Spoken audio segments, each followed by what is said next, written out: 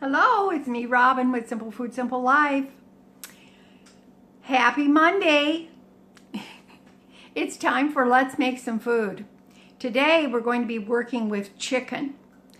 I think that this will be very helpful to you now and in the future. So stick around and don't forget to like, subscribe, and share because it would help me and it might help somebody else. All right, stick with me. We're going to try to get a couple of things done today. So just because things need to be done, I purchased these chicken hindquarters from Fairway. They had them for 98 cents a pound. So you can see here that I've got a little over 5 pounds, which actually I think he counted out 5 chicken quarters, and chicken quarters are legs and thighs still attached. So I'm going to cut these up and get them ready for the freezer. You can see that was not a that wasn't a bad price for those at all. This is how Fairway does their meat. It's wrapped in the paper, but it's put in a plastic bag and sealed up nicely so there's no leakage of any kind. And I really appreciate that. Oftentimes I save this paper because it's clean, and I'll just put it aside in a drawer with my other freezer bags, etc. And this can be used for any number of things. If you have kids, you can use it for crafts. I can use it to wrap up scraps, waste of any kind, and it just sometimes it comes in handy. I'm going to put these in my big stainless steel bowl. Just makes it easier to work with. And so basically I'm going to, let's see, I think there's 5 in there. 2, 3, 4, 5, yes. You can see how nice these are. I'm going to sever the leg from the thigh, and then we'll go from there. It's pretty easy to do. You see where the joint is. You just take your knife, and I start here and then just work my way around. Just take your time. So I'll get this started, kind of show you a little bit here. Just be careful. I use this serrated knife.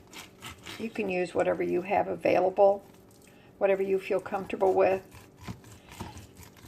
I use this serrated knife because it feels less dangerous. And now I'm just going to break it.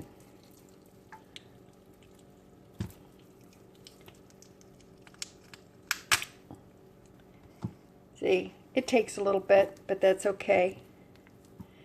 Get your muscles up. Do a little bit of work with the arms there. Now, because the joint is separated, it's going to be easier. See what that looks like? If you're squeamish about this kind of thing, then this isn't for you.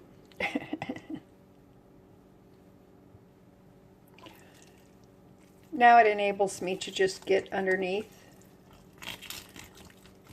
It's a little awkward than it normally would be because I'm trying to film this, but there you go. Now, if you want to trim your chicken, you can. Like, here's a natural part of a fat there. If you want to trim that off, you can. I usually don't. You can. If you do trim it, you can save it in a freezer bag and just use this for stock. Use it for bone broth or just chicken broth. But there's the leg,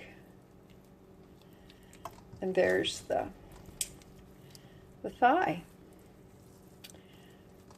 That's pretty good. Now I'm going to do the rest of them. Okay, I've got them done. You see why the big bowl comes in handy? I don't have to dirty a cutting board or anything. So I'm going to take the thighs and I'm going to put them on this pan. Now these are going to go in the freezer. Hopefully they'll freeze individually. Might be a little crowded, but that's okay. It's a smaller pan. And I'm just going to freeze them because that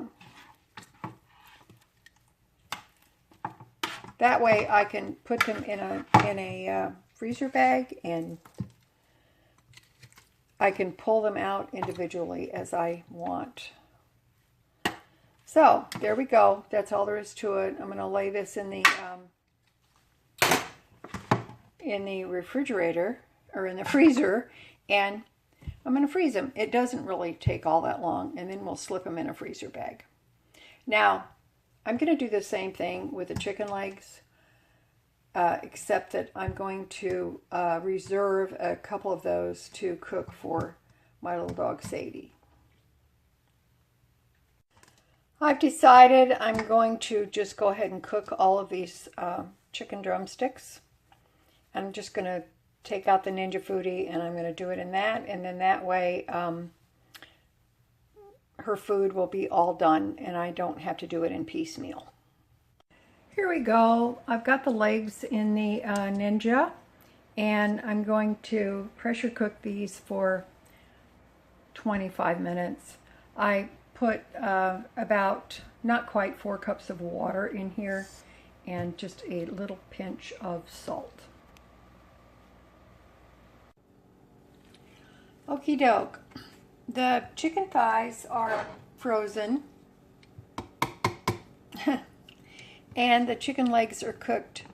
Now these are going to go in a bag, freezer bag, so I can take them out individually when I want to.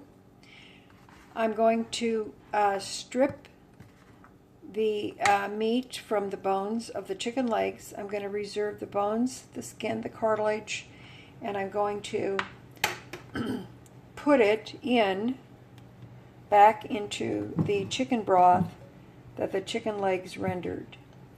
And so that's going to enrich this broth. I'll do it in the Ninja, in the pressure cooker. It'll enrich the broth, and this broth will become bone broth. So I'm getting the most and best use out of this chicken.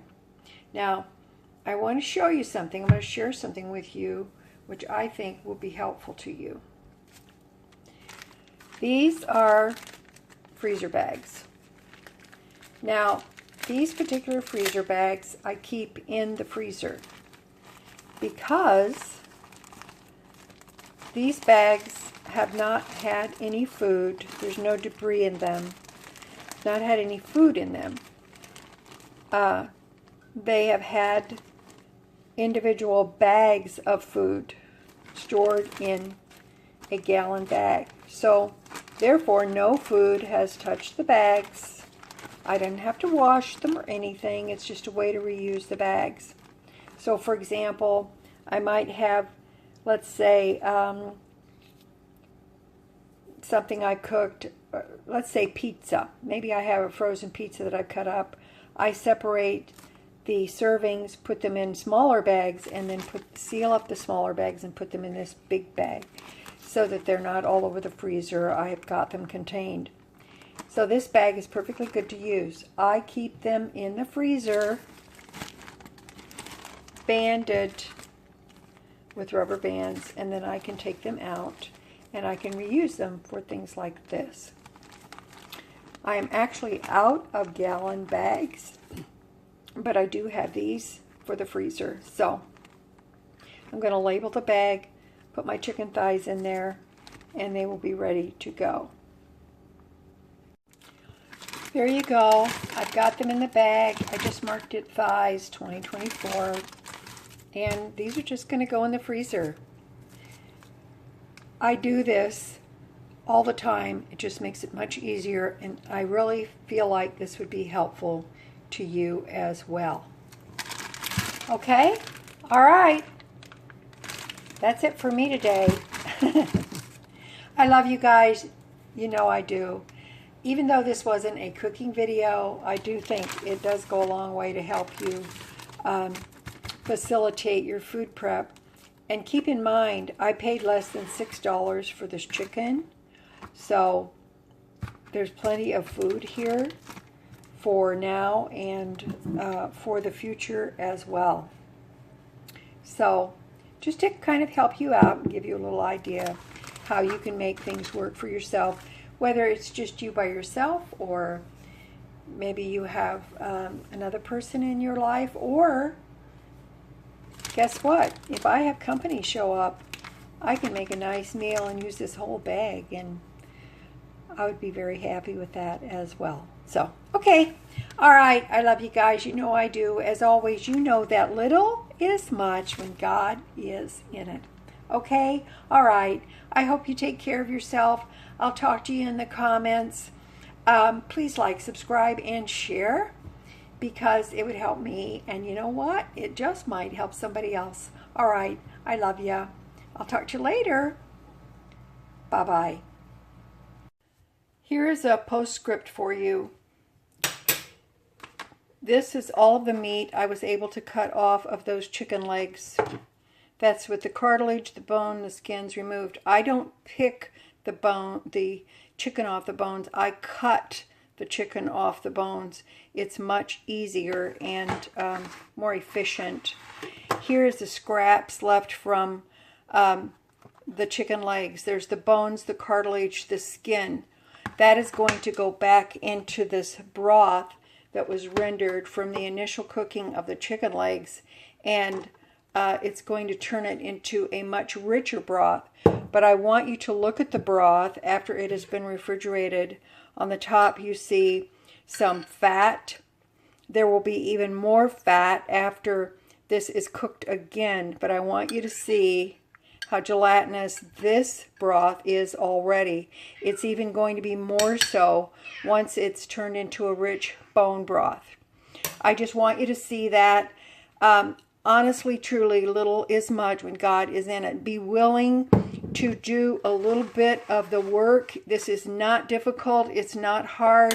But believe me, if you do this, you will be so thankful that you have it, and you will be able to take advantage of some low prices on chicken and other meats when they pop up. All right. Love ya. Bye-bye.